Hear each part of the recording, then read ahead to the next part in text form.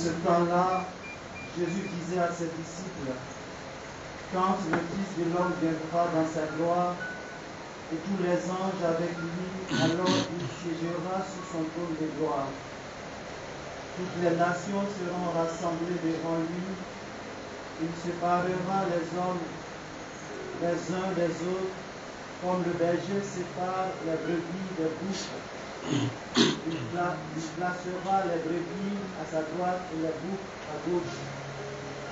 Alors le roi dira à ceux qui seront à sa droite, venez les bénis de mon Père, recevez en héritage le royaume préparé pour vous depuis la fondation du monde.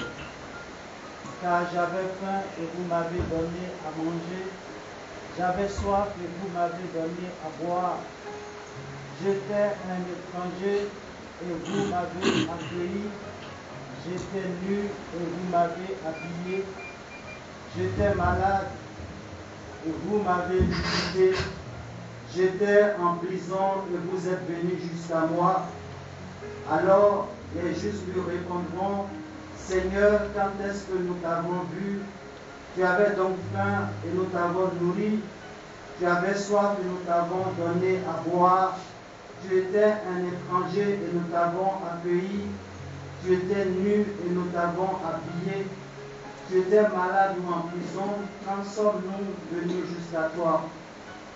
Et le roi leur répondra, Amen, je vous le dis, chaque fois que vous l'avez fait à l'un de ces plus petits de mes frères, c'est à moi que vous l'avez fait. Alors il dira à ceux qui seront à sa gauche, allez-vous-en loin de moi, vous les maudits, car dans le feu éternel préparé pour le diable et ses anges. Car j'avais faim et vous ne m'avez pas donné à manger, j'avais soif et vous ne m'avez pas donné à boire, j'étais un étranger et vous ne m'avez pas accueilli, j'étais nu et vous ne m'avez pas habillé, j'étais malade et en prison et vous ne m'avez pas visité. Alors ils répondront eux aussi, Seigneur, quand t'avons-nous vu avoir faim, avoir soif, être nu, étranger, malade ou en prison, sans nous mettre à ton service? Il leur répondra, Amen, je vous le dis, chaque fois que vous l'avez pas fait à l'un de ces plus petits, c'est à moi que vous ne l'avez pas fait. Et ils s'en iront, ceux-ci au châtiment éternel, et les justes à la vie éternelle. Acclamons la parole de Dieu. Que dit de mon âme à te louer, tu as posé une lampe, une lumière sur ma route. Ta parole, Seigneur, ta parole, Seigneur, heureux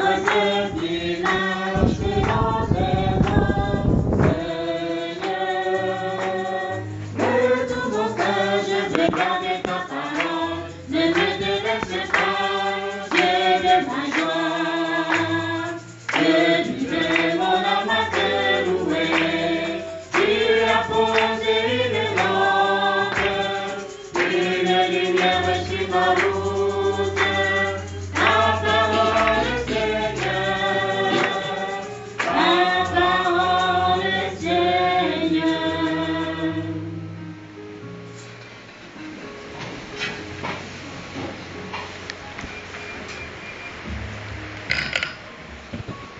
Frères et sœurs, au lendemain donc de la Toussaint que nous avons célébré solennellement hier, l'Église nous donne de nous arrêter sur ceux qui sont aussi saints. C'est le paradoxe.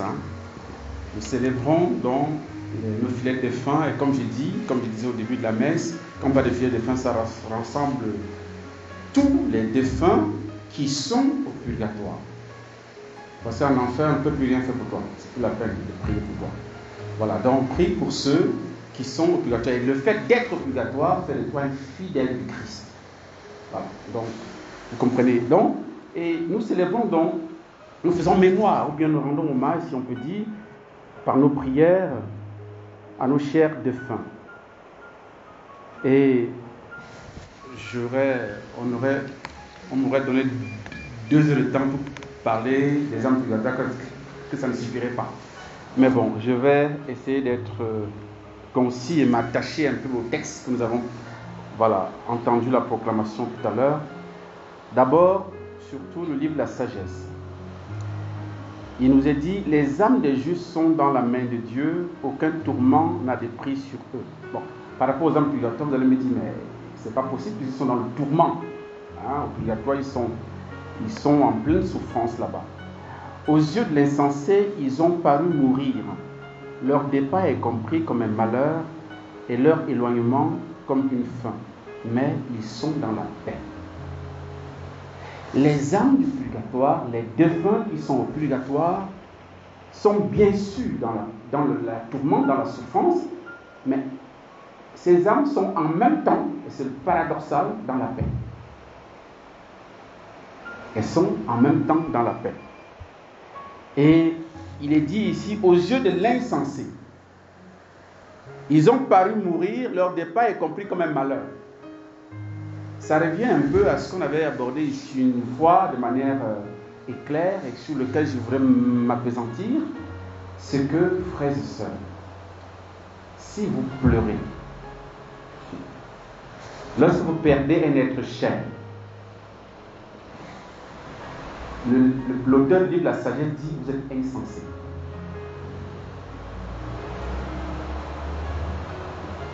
Moi, je dirais que vous vous comportez comme des païens. Vous allez me dire, mais tu exagères quand même. On a vécu avec un être cher, on l'a aimé, on l'a choyé, on était bien, et puis, du jour au lendemain, la personne part, et puis je ne dois pas pleurer. Tu ne dois pas pleurer. Si tu es chrétien, tu ne dois pas pleurer parce que l'espérance chrétienne à laquelle, que nous avons tous si nous sommes chrétiens, nous empêche de pleurer. Donc c'est le côté animal, entre guillemets, je vous assure pas, moi je suis dedans. C'est le côté animal qui réagit, c'est le côté humain, c'est le côté terrestre qui réagit lorsque nous pleurons un disparu. Nous sortons la dimension spirituelle, la dimension chrétienne. Nous nous situons au niveau de notre chair, tout simplement. C'est ça qui s'exprime dans les pleurs, rien d'autre. Parce que, comme on nous dit ici, il a paru mourir, leur départ est compris comme un malheur. Non, ils sont dans la paix. Demandez à une âme du purgatoire de revenir sur terre. Elle vous dira jamais de la vie, même pas en rêve. Même pas en rêve. Vous pleurez pour quelqu'un qui ne peut pas revenir auprès de vous. Non pas qu'elle ne vous aime pas, non pas parce qu'elle n'aime pas la terre, non. Parce qu'elles ont eu le passage pour l'éternité déjà. Et donc, purgatoire, tu es sûr d'être sauvé. Tu ne peux plus aller en enfer, c'est terminé. Tu as ton ticket, tu as ton passeport pour aller au ciel. Et vous pleurez pour quelqu'un qui a le passeport pour aller au ciel. De vous à moi. Soyons sérieux. Donc, nous sommes insensés, selon l'auteur du livre de la sagesse, si nous pleurons le bonheur de quelqu'un que Dieu a rappelé auprès de lui. Il est dit ici, ils ont paru mourir. C'est conforme à ce que Jésus dit à Marc, dans Jean chapitre 11. Celui qui croit en moi, même s'il meurt, vivra. Il va me préciser, celui qui vit et croit en moi ne mourra jamais. Donc quand ton frère, quand ta soeur, quand ta maman, quand ton papa s'en va, il ne meurt pas, il rentre dans la vie. C'est ce que disait la petite Thérèse, l'enfant Jésus. Je ne meurs pas parce que au soir de sa vie, elle est morte à 24 ans, tout jeune. Au soir de sa vie, on sentait que ses sœurs autour d'elle sentaient qu'elle partait. Et puis elle commençait à pleurer. Thérèse. Elle dit, c'est quoi votre problème? C'est quoi? Vous pleurez quoi? Je ne meurs pas. J'entre dans la vie. Et vous pleurez parce que j'entre dans la vie. Frères et sœurs, convertissons-nous. Demandons la grâce de nous convertir. C'est vrai que nous sommes le produit de notre culture, notre tradition. Et c'est vrai, nous sommes nés, nous avons vu que quand il y a un mort, ça pleure partout. Chez moi même, c'est tellement organisé qu'il y a plusieurs voix. Non mais je vous assure, il y a plusieurs sons, il y a plusieurs intonations. Donc la manière d'entonner ton chant de deuil, voilà, les autres répondent. Non mais c'est tellement beau même quelque part, quoi. Mais ça ne sert à rien. Ça ne sert à rien. Si je suis chrétien, ça ne sert à rien. Les pleurs ne servent même pas le mort. Au contraire, vous l'attristez davantage. Il a besoin de ta prière. Il a besoin que tu sois joyeux. Que tu fais la fête le jour de ses funérailles. Mais on est là. Comme si pleurer montre qu'on aimait la personne n'importe quoi.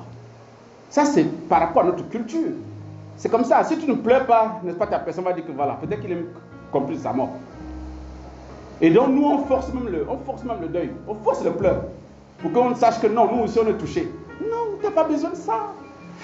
Nous devons évangéliser notre culture par rapport à ça. C'est ce que, n'est-ce pas, l'auteur de la sagesse, le livre de la sagesse nous enseigne. Au regard des hommes, ils ont subi un châtiment, mais l'espérance de l'immortalité les comble. Nous avons l'espérance de la vie éternelle et nous ne sommes pas sur terre, frères et sœurs, pour caler, comme on dit. On n'est pas sur terre pour rester. On est de passage et n'oublions jamais ça. Ça peut arriver ce soir pour certains d'entre nous. Je souhaite même que le matin, je ne me réveille même pas. Mais attendez, les amis, on est de passage sur la terre. C'est à cause de la nourriture, mais c'est à cause de quoi? Qu'est-ce qui fait que nous voulons nous accrocher à la terre? C'est quoi? Nous ne voulons pas voir Dieu face à face. On dit qu'une âme purgatoire ne voudrait jamais pour rien au monde revenir sur la terre. Jamais. Jamais. Parce qu'il est à deux doigts de voir face à face son Dieu, son Créateur. Vous voulez qu'il vienne faire quoi ici? Souffrir la chaleur, la pluie, la faim, la maladie. Non. Et surtout le péché. Surtout le péché. Mais que le Seigneur nous aide à nous convertir par rapport à ça. Et donc nous devons avoir un regard d'espérance. Et ça touche une des œuvres de miséricorde. Parce que dans l'évangile que nous avons reçu aujourd'hui, voilà, c'est ce qu'on appelle les œuvres de miséricorde corporelle. Et cet évangile a été résumé par un homme maître spirituel, Saint Jean de la Croix, en une phrase. Au soir de la vie, nous serons jugés sur l'amour. Ce n'est pas l'amour, je t'aime au hasard. C'est l'amour concret. Voilà, Jésus dit, voilà, j'avais faim, vous m'avez donné à manger. J'avais soif, vous m'avez donné à boire, j'étais étranger, vous m'avez accueilli, etc., etc. Donc ici, quand on comptabilise, ça fait 6 œuvres de miséricorde corporelle. Or, il y en a 7. L'Église est allée chercher la 7e dans le Premier Testament, dans la vie de Tobie. Tobie, enfin, pour ceux qui connaissent ce livre, voilà, Tobie père, voilà, Tobie père, il aimait enterrer les morts, ensevelir les morts. C'est la 7e œuvre, n'est-ce pas, de corporelle. Ensevelir les morts. Autrement dit, traiter les morts avec respect. Et ça va au-delà de la matérialité de l'enterrement. D'inhumer un mort et tout ça dans les bonnes conditions et surtout de manière chrétienne. On aura peut-être un jour le temps de bien parler comment mener des funérailles chrétiennes. Parce que déjà, parenthèse, le fait de laisser quelqu'un à la mort pendant longtemps n'est pas chrétien. Quelle est la différence entre lui et le poisson qui est au congélateur? Il n'y en a pas. C'est une sorte de mépris. Mais bon, je ne veux pas insister sur ça aujourd'hui. Donc le fait d'ensevelir les morts n'est pas seulement au niveau matériel, c'est aussi surtout au niveau spirituel. Parce qu'il a besoin que nous puissions prier, demander des messes, faire des prières quotidiennes pour que son âme aille vers Dieu. C'est ça aussi, ensevelir les morts. Ne pas oublier ceux qui nous ont quittés. Parce que nous pleurons, on dit oui, vraiment il aimait, hein? Mais au bout de 3 mois, on n'y pense plus. On a oublié. Alors que la personne souffre au purgatoire. Elle a besoin de notre prière. Et c'est notre prière qui doit l'accompagner progressivement vers Dieu et même abréger son temps au purgatoire. Donc nous sommes appelés, c'est une des œuvres de miséricorde, une œuvre fraternelle, un acte de charité fraternelle qui nous ouvre le ciel. Au soir de la vie, nous serons jugés sur l'amour, sur la manière dont nous avons traité, y compris nos frères parents défunts. Est-ce que nous avons oublié très vite? Parfois, ils laissent des grands biens, mais ces biens-là, on reste les dilapider sans penser à demander des messes et des messes pour leur repos. On pense à nous, on pense à manger et boire. Alors qu'ils ont besoin de notre charité, de cette œuvre de miséricorde qui consiste à prier pour elles, demander des messes, à faire même des sacrifices. Vous voyez ici qu'il s'agit de donner. Et les âmes purgatoires ne peuvent rien faire par elles-mêmes. Elles ne peuvent plus rien faire pour elles. Elles prient, certes, mais elles ne peuvent pas prier pour elles. Leurs prières ne les aident pas à avancer. C'est nos prières qui peuvent les pousser à avancer vers Dieu. Donc, c'est l'occasion, aujourd'hui, pour nous, de pouvoir vivre de cet acte de miséricorde-là, que de prier. Et l'Église nous donne peut-être ce jour, mais l'Église aussi a dit tout le mois de novembre est consacré pour la prière pour nos défunts. Donc, n'hésitons pas, frères et sœurs, n'hésitons pas à multiplier les messes, à multiplier les dévotions, à multiplier les prières pour que nos dévanciers, surtout les membres de nos familles, amis et connaissances, puissent connaître la joie de rencontrer le Seigneur et de le voir face à face grâce à nous. Amen.